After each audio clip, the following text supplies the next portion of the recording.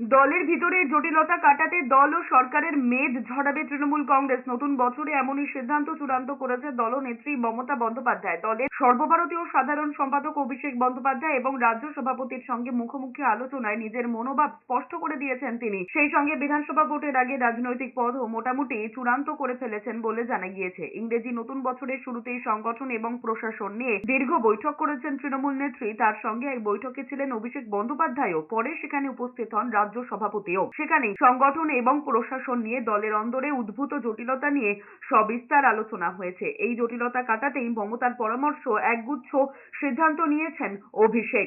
দলের ভিতরে রদবদল নিয়েও কথা হয়েছে বলে জানা গিয়েছে। দলীয় সূত্রের খবর, গত লোকসভা ভোটের ফলের ভিত্তিতে যেসব পদক্ষেপ নিয়ে অভিষেক এগোতে চেয়েছিলেন সেগুলি নিয়ে আলোচনা হয়েছে। সেখানেই এই পরিবর্তনের প্রয়োজন ব্যাখ্যা করেছেন তিনি। 2026 সালের নির্বাচনের আগে দলের সাংগঠনিক প্রস্তুতি নিয়ে সময় নষ্ট না করার কথাও উল্লেখ করেছেন তৃণমূলের সর্বভারতীয় সাধারণ সম্পাদক। জানা গিয়েছে, তাঁর ভাবনায় সায় দিয়ে গোটা বিষয়টিতে সমন্বয় তৈরির ভার দেওয়া হয়েছে রাজ্য সভাপতিকে।